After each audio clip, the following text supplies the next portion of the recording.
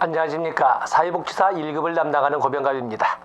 지금부터 우리는 짧으면서도 굳게, 그리고 단기간에 걸치지만은 그러나 실제 적중률은 높게 이렇게 진행을 하는 수험 대비 특강을 시작하도록 하겠습니다.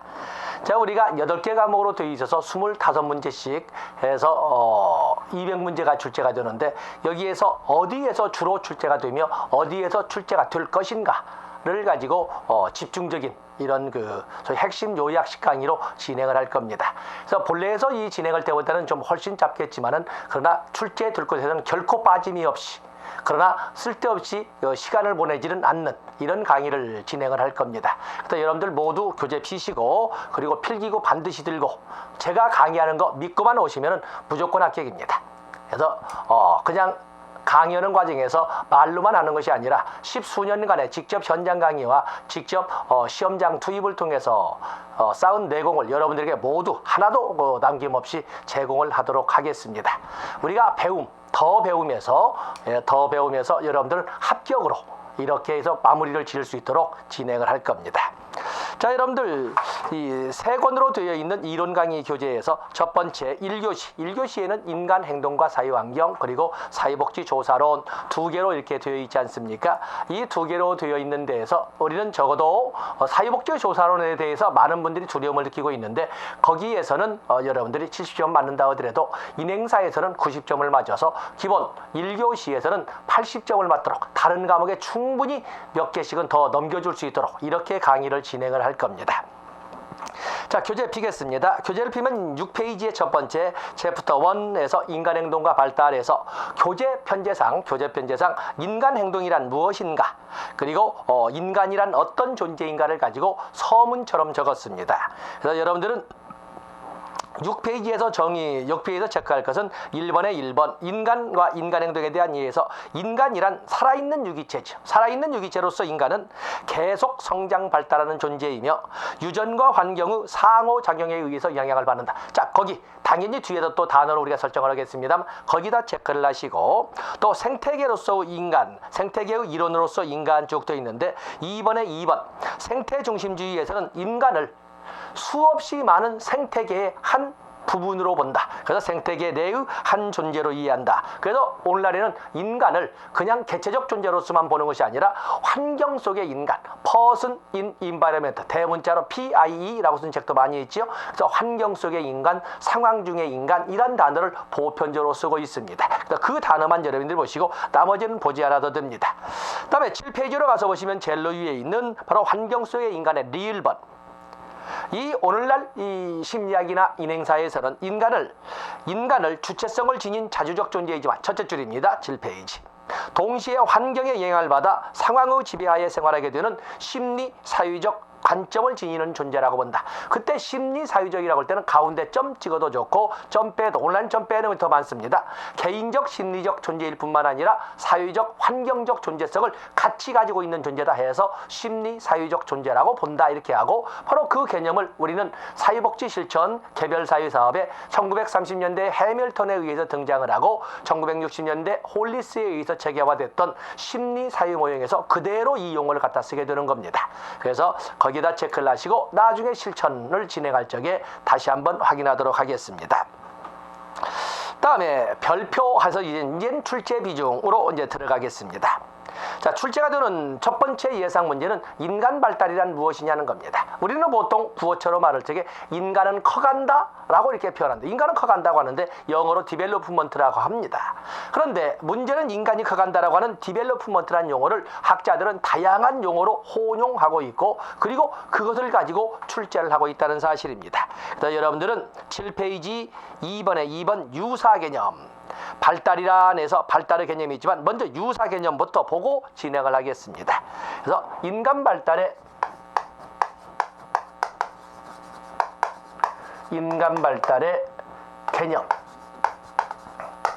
개념이라고 쓰겠습니다. 처음부터 유사 용어 나와 있지요.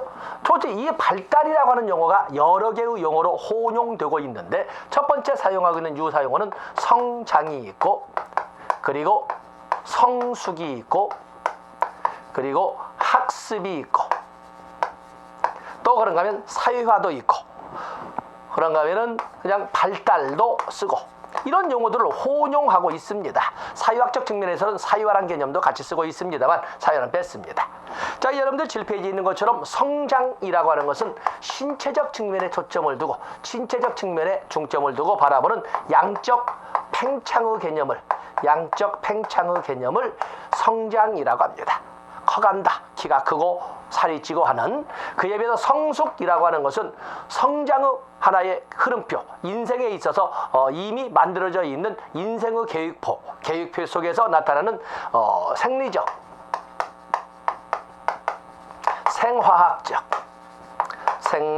생화학적,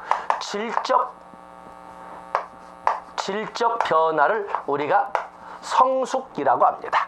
물론 신체적 측면에서는 2차 성징이 나타나는 것, 또 생각도 깊어지고 어른스러워지고 주변을 배려하는 것도 어른스럽게 이렇게 하고, 우리가 서준이, 서원이, 거기 나오는 이재의 두 쌍둥이가 할 적에 보면은 그 짐승처럼 저만 알던 애들이 이제는 아빠도 주고 주변 동생도 배려하고 이런 것 보면은 이제는 생각이 하는 짓이 어른스러워지지 않습니까? 이것은 우리가 성숙이라고 표현하는데, 그것은 인생의 한 계획표에 의해서 이미 만들어져 진행되고 있다고 보고 있습니다. 그에 비해서 학습이라고 하는 것은 연습이나 훈련의 결과로 나타나는 비교적 영속적인 변화를 우리가 학습이라고 설명을 합니다. 비교적 영속적 변화. 그에 비해서 발달, 바로 지금 우리가 알고 있는 발달, 일반적으로 그런 가장 큰 발달은 일생에 걸쳐 나타나는, 일생에 걸친 변화의 총체, 일생에 걸친 변화의 총체를 발달이라고 하면서, 여기에는 당연히 상승적 변화만 있는 것이 아니라 하강적 변화도 같이 존재한다는 것입니다.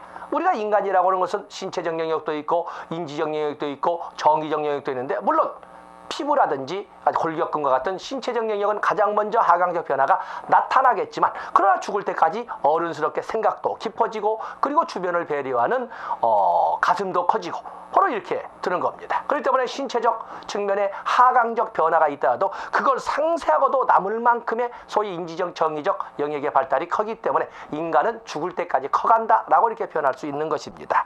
바로 거기 유사 개념에서 첫 번째 예상 문제를 우리가 정리를 해본 걸로 하겠습니다. 다음에 두 번째 예상 문제가 바로 그 밑에 나와 있는 인간 발달의 원리. 인간 발달의 원리가 이렇게 나와 있습니다. 인간 발달의 원리는, 인간의 성장 발달이라는 것은 7페이지 하단부에 것은 상관성, 발달의 상관성은 상호작용성이라고 또 이렇게 바꿔볼 수도 있습니다. 자, 여러분 있으셨죠? 인간의 성장 발달이라는 것은 유전과 환경의 상호작용의 결과이다라는 것을 발달의 상관성 또는 상호작용성이라고 합니다. 또 인간의 성장 발달이라는 것은 유전과 환경의 상호작용에 의해서 나타나면서 미분화 상태에서 분화되고 그리고 통합되어가는 분화통합성, 미분화 상태에서 분화되고 그리고 전체적 기능으로 보여지는 분화통합성을 가지고 있고, 또 8페이지로 넘어가 보시면 인간의 성장 발달은 연속성을 띠고 나타나며 인간의 성장 발달은 일정 방향성을 가지고 나타납니다. 일정 방향성. 가장 잘 나오는 영역이라고 할 수 있지요. 인간의 성장 발달의 일정 방향성인 것은 어떤 인간이든 간에 중심부에서 주변부로, 상부에서 하부로, 큰 근육에서 작은 근육으로, 중추신경에서 말초신경으로, 그리고 큰 일반 보편적인 기능에서 세부 기능으로 분화되어 가고 나중에 통합적 기능을 발휘하겠습니다. 이런 식으로 일정 방향성을 가지고 있습니다. 그러면서 동시에 또 하나 겹쳐서 나오는 문제, 일정 방향성을 가지고 있으나 그 커나가는 발달의 기울기, 속도가 똑같지 않다. 불규칙성, 공요성 또는 주기성 등으로 이렇게 표현하는 것이 불규칙성이 있고, 당연히 개인차가 존재를 하고, 그리고 각각의 영역마다 똑같이 발달하는 것이 아니라 각각의 영역마다 비약적으로 발달하는 시기가 서로 다르다. 결정적 시기라고 합니다. 결정적 시기.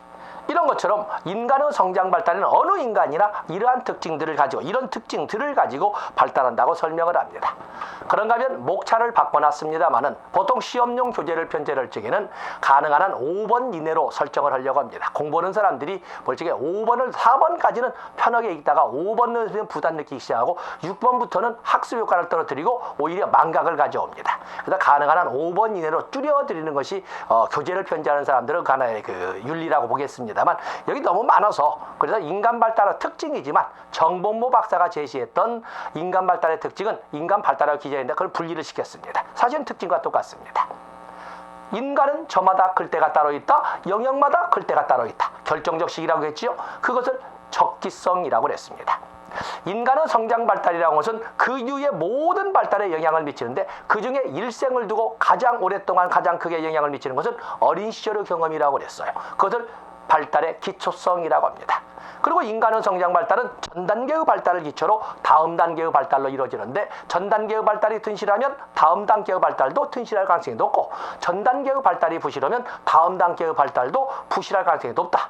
그래서 발달의 부익부, 빈익빈이라고 하는 것을 발달의 누적성이라고 합니다. 이 발달의 누적성을 여러분들은 공부에서 배우셨겠지만 에릭슨은 점성의 원리라고 설명을 했습니다. 그런가 하면 인간 발달은 클 때가 따로 있다는 적기성. 물론 그 이후에도 클 때 크지 못했다 해도 이후에는 클 수도 있죠. 그러나 본래 클 때 클 만큼 그렇게 클 수는 없다 해서 그것을 발달의 불가역성이라고 합니다. 반선하지 않았지만 여기에 제시한 인간 발달의 기본 원리와 더불어서 적기성, 기초성, 누적성, 불가역성도 역시 인간 발달의 특징으로 같이 포함시켜서 가시면 됩니다. 그래서 인간 발달의 전인문 인간 행동과 사회 환경은 4개의 영역으로 크게 나눠집니다. 하나는 인간 발달 인문, 다음에 두 번째 인간 발달 이론, 세 번째 인간 발달 주기, 다음에 네 번째 사회 환경. 이렇게 해서 4개의 영역인데 바로 인간 발달 인문에서는 바로 이 2개에서 주로 출제가 되고 그리고 하나가 더 출제된다면 인간 발달 이론이 사회복지 실천에 사회복지 실천에 미치는 유용성이나 기여. 그래서 여러분들 10페이지에 보면 인간 발달 이론의 유용성이 인간 발달 인문에 더 나올 수 있는 세 문제 중에 B급의 위치를 차지하고 있고 여기에 나와 있는 이 2가지는 바로 A급의 위치에 있다 해서 인간 발달 인문에서는 먼저 세 문제를 가지고 여러분들에게 소개를 하도록 하겠습니다. 자, 10페이지를 보시면 10페이지에 보면 인간 발달 인문 영역에서 나오는 인간 발달 이론의 유용성 나와 있지요. 그래서 인간 발달 주기를 순서대로 정리할 수 있는 준거 틀을 제공해 준다. 또 생애에 있어서 발달 과업이 무엇인지를 제시해 준다. 전생에 걸쳐서 나타나는 안정과 변화의 과정을 설명할 수 있다. 뭐 등등등 쭉 있으면서 7번 이전 단계의 결과가 다음 단계에 미치는 영향을 파악할 수 있다. 아까 보던 누적성 또는 뭐 에릭슨이 말하는 점성의 원리 등을 해서 전 단계의 발달을 기초로 다음 단계의 발달이 이루어진다는 것은 누구나 인정하는 바이기 때문에 바로 그런 과정을 통해서 전 단계의 발달이 다음 단계의 발달에 어떠한 영향을 미치는지를 분석하게 해준다. 뭐 개인 간의 발달상의 차이를 파악하게 해준다. 9번 이런 등등 뭐 제가 여러분에게 일일이 읽어드린 것은 지금 현 수준의 시험을 바로 앞에 둔 지금 여기는 중급이거든요. 적어도 중급에 대한 설명을 하기 때문에 여러분에게 뭐 시작 초입자처럼 설명하지 않습니다. 그래서 여기 인간 발달의 용어 정리, 인간 발달의 원리, 그리고 인간 발달 이론이 사회복지 실천에 미치는 영향력이나 유용성 이 세 문제를 가지고 인문을 대비하시면 됩니다. 자, 여기까지입니다. 다음에 인행사의 두 번째 파트라고 하는 것은 인간 발달 이론입니다. 인간 발달 이론에는 정신역동 이론 파트에서 프로이드 한 문제 나오지요. 다음에 에릭슨 한 문제 나오지요. 아들러 한 문제 나오지요.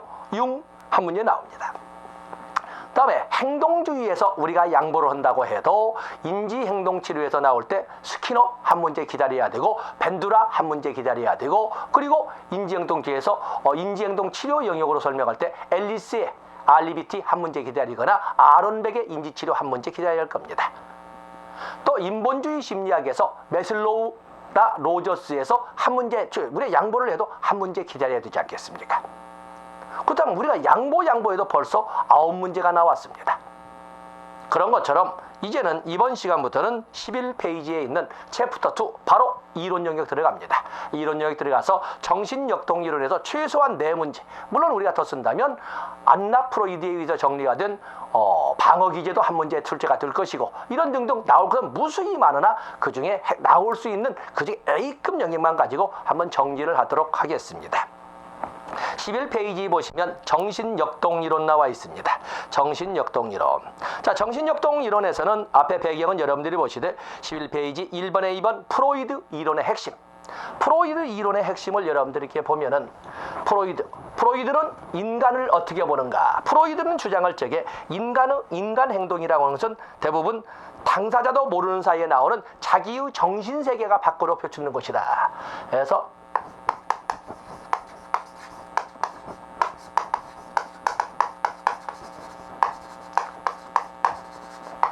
프로이드의 정신역동이론. 프로이드는 개요라고 쓰겠습니다. 프로이드는 인간의 대부분의 행동은 정신세계의 표현이다. 심리적 결정론, 책에 있는 것처럼 정신결정론 또는 심리결정론이라고 이렇게 씁니다. 그런데 정신세계라고 하는 것은 의식, 전의식, 무의식으로 되어 있는데 그중에 메인, 주된 영역은 무의식이기 때문에 이것을 그대로 다른 말로 표현한다면 무의식 결정론이라고 이렇게 씁니다. 이 무의식 결정론, 무의식 세계는 뭘로 이루어졌어? 당사자도 인식하지 못하는 무수히 많은 과거의 경험들로 쌓여있기 때문에 이걸 달리 표현한다면 과거 결정론이라고. 자, 책에는 전 과거 결정, 특징으로 적었습니다만 과거 결정론이라고 이렇게 씁니다. 그렇기 때문에 인간들은 자기가 잘나서 자기 잘난 맛으로 자기가 행동을 결정하는 것 같지만 사실은 당사자도 모르는 사이에 이러한 걸로 인해서 나타나는 수동적 존재일 뿐이다. 인간을 수동적 존재로 인식한다는 것이 바로 프로이드의 정신역동이론의 인간관이 되겠습니다. 다음에 리비도가 나와 있는데 리비도. 자, 리비도는 거기 인간관 이 세 가지를 바탕으로 해서 여러분들은 11페이지, 12페이지에 있는 것을 보시되 12페이지 2번에 1번. 프로이드는 인간을 의식 밖에서 존재하는 비합리적이고 존재할 수는 무의식적 본능의 지배를 받는 수동적 존재로 본다. 바로 이 내용을 바로 12페이지 인간관 1번에서 마치 정의처럼 설명을 했습니다. 2번에 프로이드는 인간의 모든 행동, 사고, 감정은 둘째 줄 무의식적인 성적 본능과 공격적 본능에 의해서 결정된다고 보면서 인간은 이러한 본능적 긴장을 해소하기 위해서 행동한다라고 봤습니다. 그러면서 5번 현재보다 과거를 중시했다 해서 과거 결정론을 같이 이렇게 묶었습니다. 그러면서 인간의 본능 구조를 삶의 본능과 죽음의 본능으로 나누는데 삶의 본능과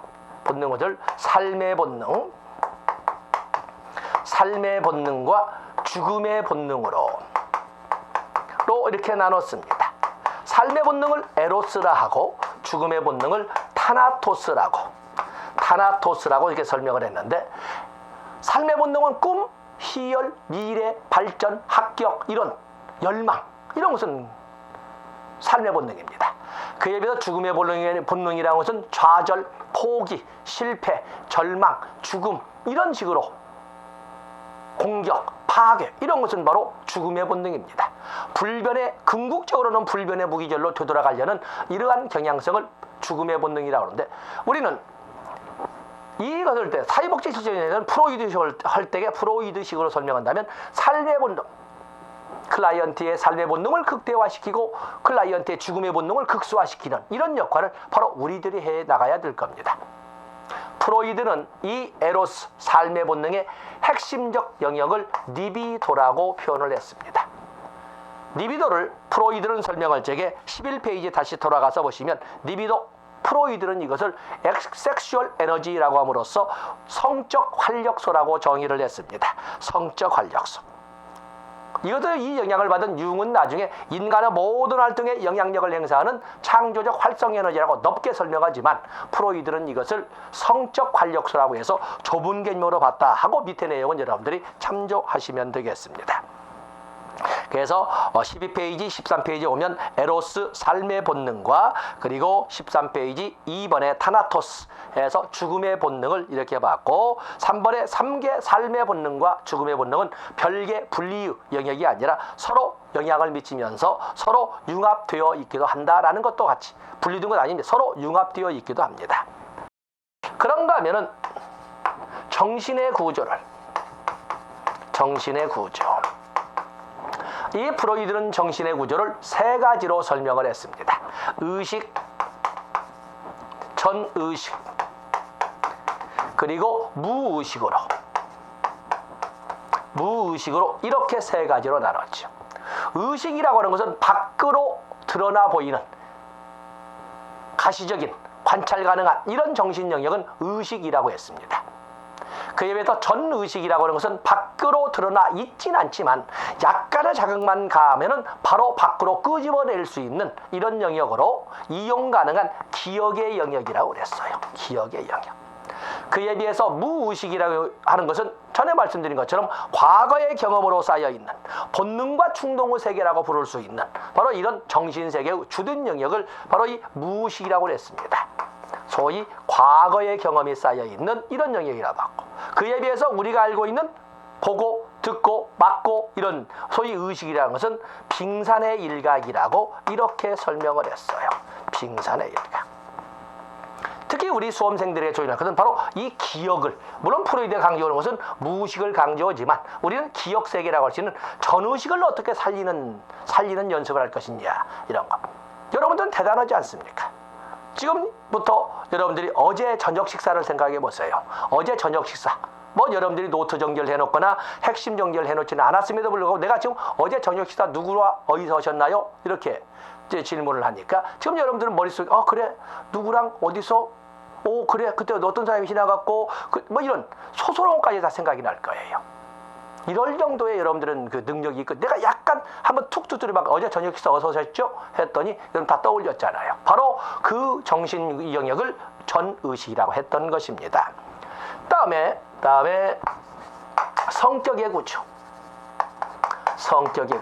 구조적 모델이라고 하는데 성격의 구조를 이드, 에고, 그리고 슈퍼에고 이렇게 했습니다. 이드라고 하는 것은 자 13페이지의 지형학적 모델에서 의식, 전의식, 무의식에서 전의식에 대해서는 내가 여러분에게 1번에 이hin이 이용 가능한 기억이라고 불리운다 라고 설명을 했고 무의식에 대해서는 거기 1번에 정신 내용의 대부분을 형성하며 그리고 둘째 줄 의식적 사고와 행동을 전적으로 통제하는 힘이다. 전의식과는 달리 무의식은 전혀 의식되지 않지만 사람의 행동을 결정하는 주된 원인이 된다. 바로 심리결정론, 정신결정론을 이렇게 설명을 했습니다. 3번 여러분들이 읽어보시되 자 14페이지로 가시면 구조적 모델. 구조적 모델은 성격의 구조를 말합니다. 성격의 구조 이드는 원초화라고 하고 에고는 자아라고 하고 슈퍼에고는 초자아라고 합니다. 원초화를 보시면 원초화는 태어날 때부터 가지고 태어나는 성격의 영역을 원초화라고 합니다. 거기 오면 태어날 때부터 무의식 세계를 존재하는 본능적 충동을 자극하는 정신세계가 태어날 때부터 가지고 태어나는 겁니다. 태어날 때부터. 그래서 성격의 가장 원시적 체계인데 여러분들이 중요시할 것은 자 4번을 읽어보시면서 바로 여기 보시면 이드는 원초화는 쾌락의 원리의 지배를 받는 본능과 충동의 세계를 말합니다. 본능과 충동의 세계를 이드라고 하고 원초화라고 합니다. 직설적으로 표현한다면 쾌락의 즉각 만족을 추구하는 이렇게 표현하는 거죠. 에고라고 하는 것은 현실의 원리 지배를 받는 이성과 분별의 세계라고 설명을 합니다. 그렇게 해서 쾌락의 즉각 만족을 추구하는 이드, 원초화의 본능과 충동이라든지 아니면 지나치게 규격화된 원리 원칙만을 강조하는 슈퍼에고를 현실적으로 현실화시킬 수 있는 역할을 바로 에고가 하기 때문에 에고는 성격의 집행자, 경영자, 조정자라는 이런 말들을 쓰고 있습니다. 슈퍼에고 초자라는 것은 도덕의 원리의 지배를 받는 양심과 자아 이상의 세계를, 양심과 자아 이상의 세계를 바로 슈퍼에고라고 합니다. 이들은 태어날 때부터 가지고 태어나지만 에고는 구순기를 거쳐서 항문기, 두 번째 단계인 항문기 때 이들로부터 분화가 됩니다. 그에 비해서 슈퍼에고는 세 번째 단계인 남근기 때 이들로부터 분화가 되는 소위 말하면 성격의 영역이라고 합니다. 그렇게 해서 도덕의 원리의 지배를 받는, 여기는 쾌락의 원리를 지배받고, 여기는 현실의 원리의 지배를 받고, 여기는 도덕의 원리의 지배를 받습니다. 자, 여러분들 14쪽에 보시면 5번, 6번에 이들한 원초아란 쾌락의 원리를 지배를 받는 비합리적 세계이다. 그에 비해서 자아는 3번 성격의 집행자로서 4번에 15표기지요. 현실의 원리의 지배를 받는, 이러한 해서 여러분들은 거기에다가 양심과 자아 이상의 세계라고 적으면서 양심과 자아 이상 해서 6번에 자아 충당이란 말을 쓰고 있지요. 그래서 현실의 원리 옆에다가 양심과 자아 이상이란 말을 적어주시면 되겠어요.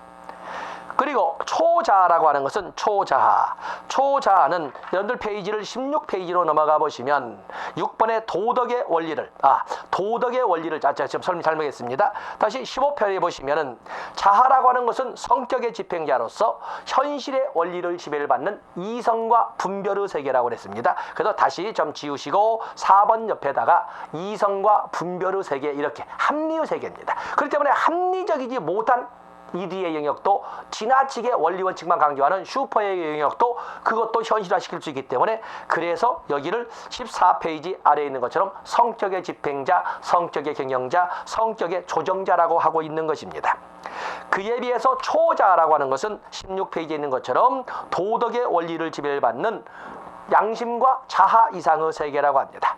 거기 7번, 8번에 자아 이상과 양심이 나와 있는데, 도덕의 원리에 지배를 받는 양심과 자아 이상은 부모의 양육 태도에 의해서 발달하는 성격 영역이 되겠는데, 부모의 칭찬을 통해서 발달하는 성격, 도덕의 영역이라고 하는 것은 자아 이상이라 하고, 부모의 비난을 통해서 발달하게 되는 것은 양심이라고 합니다. 세상에는 해서는 안 되는 일도 있다는 것을 알게 된다. 그런 점에서 해서는 안 되는 일을 못하도록 한다 해서 보통 우리는 슈퍼에고 초자를 성격의 심판자라고 이렇게 설명하고 있는 것입니다. 자, 보시고 다음에 성격 발달